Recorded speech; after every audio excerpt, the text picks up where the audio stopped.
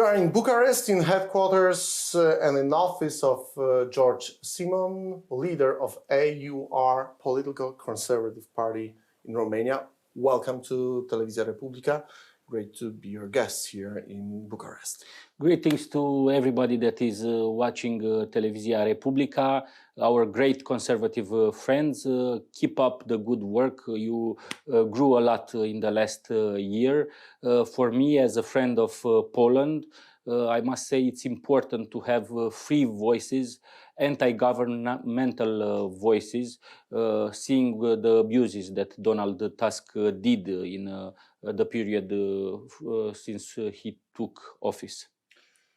Mr. President, we were taking part in watching the conference, mega conference, Make Europe Great Again, with a vast number of American guests, American Republicans, conservative speakers from around the world. What was the reason for which you decided to take part in this event and take part and help organizationally in organizing this event?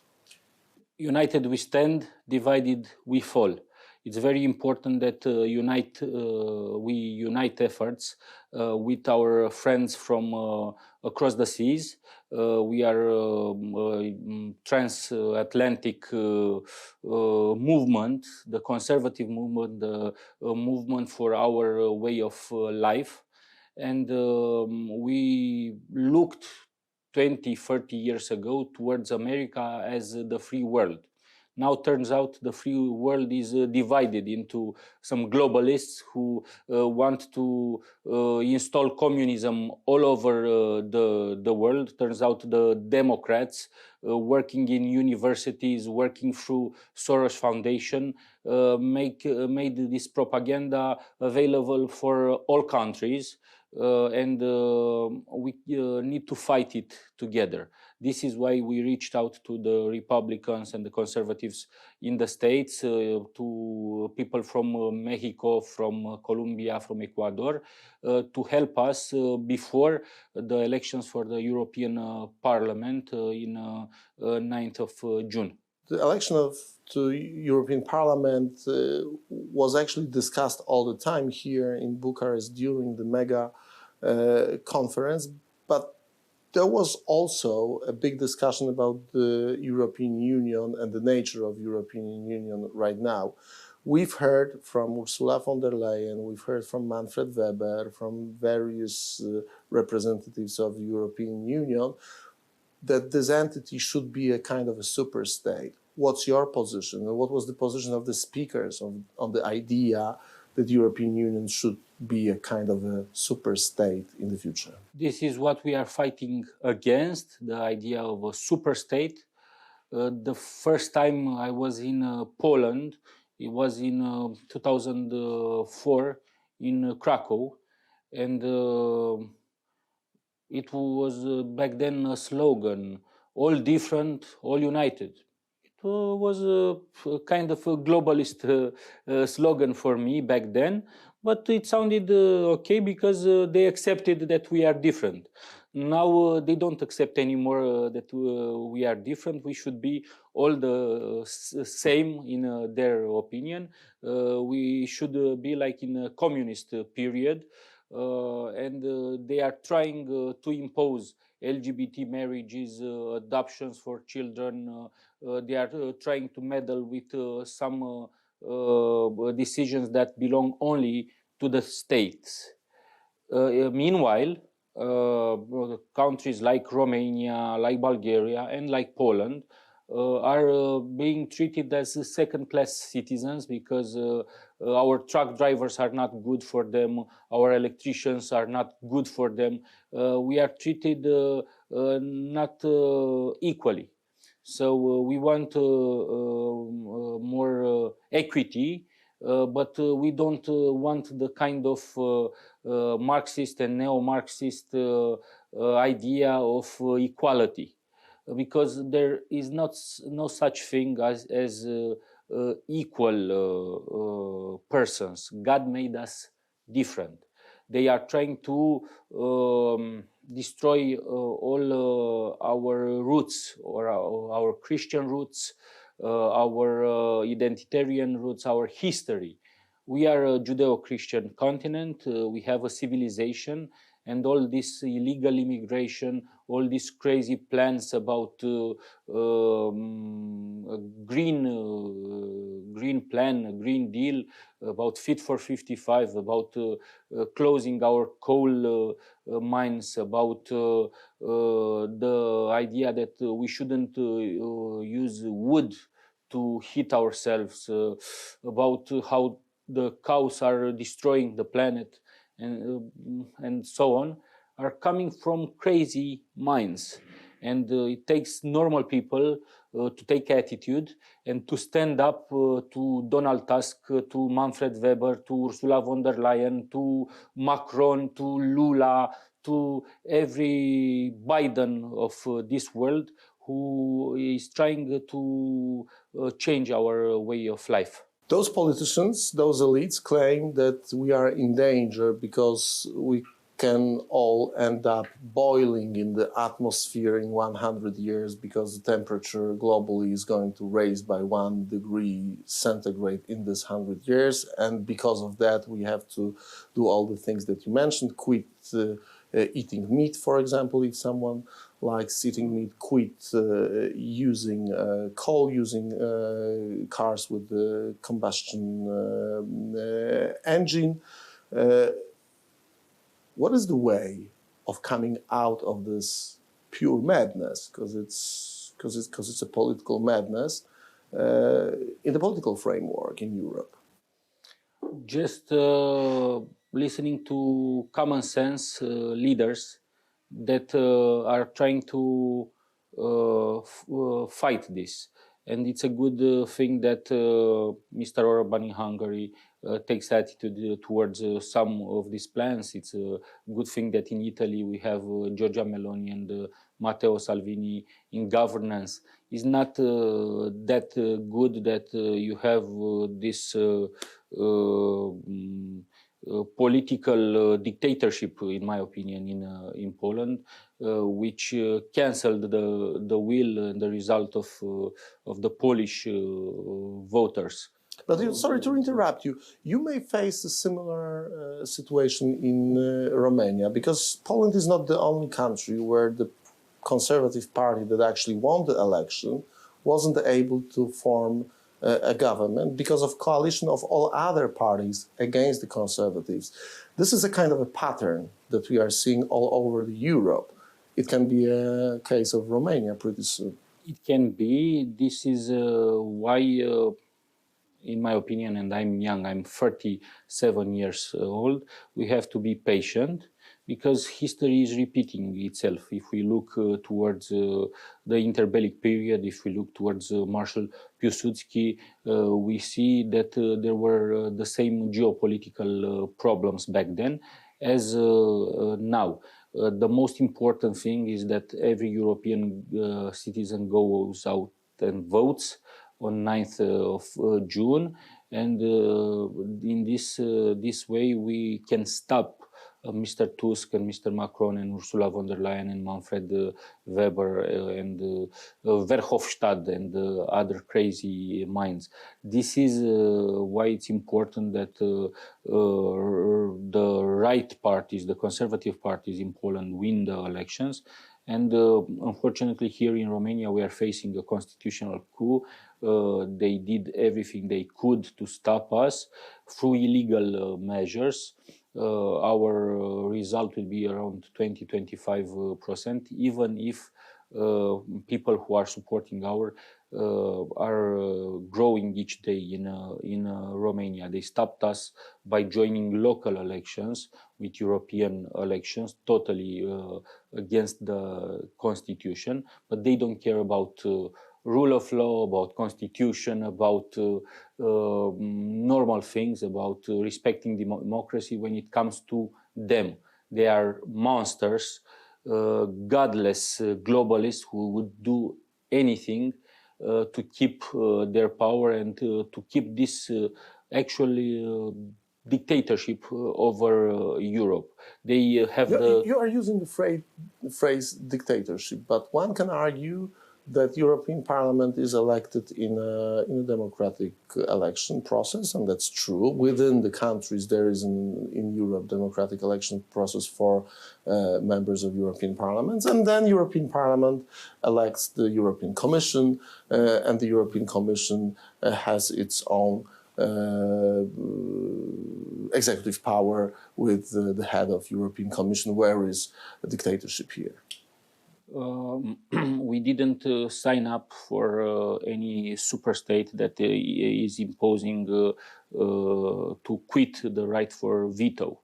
You're a member of the European Parliament, and the distinguished intellectual Mr. Saryusz Wolski was the one who negotiated the treaty for Poland to enter European Union, and in any circumstance we didn't cancel the right of our sovereign constitutions, and the idea of having this European bureaucracy to give laws for us is not okay in my point of view.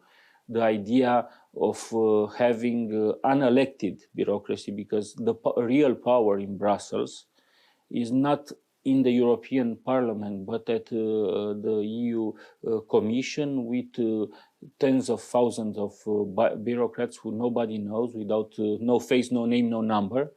And they decide what are the future plans. Through different methods in the European Parliament, these decisions are imposed, and hopefully, and this is the big stake of the elections on 9th June, we will be able to form the first conservative group that will beat EPP group in numbers. We will be able to bring more members of the European Parliament that represent sovereign and conservative voices than the globalists. And if we are smart enough, if our leaders are smart enough, because I'm the youngest conservative leader, if Mr. Kaczynski, along with Madam Meloni, with Mr. Salvini, with Mr. Orban, with Madam Le Pen, stay together and form one sole group, we can stop Ursula von der Leyen. And this was exactly our message here in Bucharest. We are proposing all the political parties across Europe to sign a memorandum not to vote for Ursula von der Leyen as the next chief of the European Commission. Why do you think that she shouldn't be allowed by the European conservatives and reformists the position of President of the European Commission? Because she's a liar, because she stands against what we stand for. She's against the Christian faith, she's against family, as we know it formed between a man and a woman. She is against freedom. She's a corrupt politician. We saw this in pandemic period. We saw this with the Pfizer contracts. We saw her acting, supporting gambling. And it's all we fight against.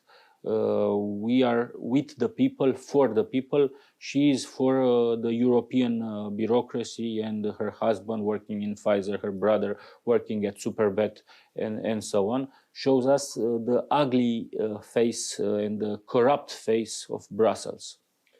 You mentioned, before I move to the final part of our interview, because I got lots of questions regarding the nature of post-communism, and you are probably one of few leaders in the world who understand the nature of the system.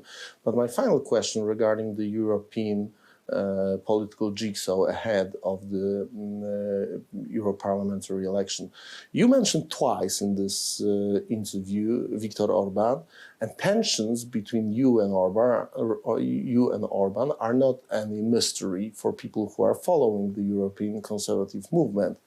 What is the reason for which you are mentioning Mr. Viktor Orban in such a positive manner in terms of possible cooperation? I assume that's the way I understand what you said. Of course, Mr. Orban is a leader for the Hungarian people and is a voice for defending Christian Europe and Christian values and defending family. So even if some would say Romania and Hungary have territorial disputes, in my opinion, we don't have any disputes, any territorial disputes. It's 2024. We cannot talk about changing borders. We look towards Mr. Orban and more experienced leaders inside the European Union that still fight for the good values. And we are more than open to shake hands and form unity between us. It's us, the Eastern Europeans, that must send a signal to West Europe. And Mr. Orban with Mr. Vucic, with Mr. Kaczynski, with the Bulgarians, Slovaks, and other nations in our zone should stay together and forget about differences in the past. There's also a geopolitical question of the relation and attitude towards the Russian aggression against Ukraine. You are an educated man in terms of the history of communism and post-communism. What's your stance on what Russia is doing in Ukraine? Russia is doing in Ukraine what always the Russians did, even in Tsar Empire, in Soviet Union, or current criminal Putin's regime in Kremlin. They will not stop because they believe Eastern Europe is their own backyard. Germany should stop meddling and should stop once and for all this love and hate relation with the Russians. And unfortunately, Ukrainians also have part of the blame, but not for the attack, which must be condemned and should have been condemned since 2014 with the Crimea occupation. But the Ukrainians turn out not to be so democratically and turn out in the end to be some sort of Russians, unfortunately. Even if we have this problem, the only solution is a common response from the Euro-Atlantic zone, and hopefully problems will be solved with the re-elections in November of President Trump, who should stop this unnecessary war. But what Russia did in our history was exactly this: creating frozen conflicts. We remember the Transnistrian conflict in 1992. We remember Abkhazia and Ossetia in Georgia. We remember the occupation of Crimea, and they just took part of Donetsk and Lugansk to create instability and the lack of prosperity in their zone. They are now no longer a big power at the world level, and they are using fear and they are threatening people. Hopefully, in the end, the Western will understand what us, Romanians and Polish, already know. And that is actually my final question. Romania is a country that was suffering for many years of dramatic and tragic communist regime. And you understand in Romania what is the nature of post-communism as a system. We do have in Poland a big debate. We did have a big debate about so-called resortowe dzieci. That's a Polish phrase about the children of the people who were on high positions in the communist system, in the secret services, in the communist political party. And they were ruling basically the Polish political, economic, media sphere for 30 years after the communist collapse. You do have the same problem in Romania with the kids of Securitate officers, people who were cooperating with the communist regime. because it influenced the whole spectrum of the public affairs. What's your stance? What's your attitude towards post-communism as a political system? A book I would recommend would be Peripheral Democracy, written by Professor Krasnodebski. By the way, you have great statesmen and great intellectuals like Professor Legutko, Professor Krasnodebski, like my friends Cosma Zlotowski, Richard Czarnecki, Janusz Kowalski, Patrick Jaki, which are voices for reason inside the European Parliament and in your national parliament. And in this book of Professor Krasnodebski, he describes very well the post-communism in Poland, which we experienced also in Romania. You have, for example, TV networks like TVN ruled by officers like former Secret Service officers, and you have the economic zone, which is led by some liberal networks. In fact, they kept their power after communism. They are still in power, and we must fight the children of communism and the effects communism had on our nations. And we will be free nations between these two blocks, the Eastern bloc, the dictatorship bloc that occupied us and has these results, and the globalist, godless bloc, which is coming closer and closer. So we have enemies in the East, we have enemies in the West, and we must come together and work together as one. George Simion, president of AUR, a political party in Romania, that it's heading towards a very good result in European elections and probably elections regarding the grabbing power or taking part in power in Romania in the future. May God help us. Greetings to our Polish friends. George Simion, thank you very much.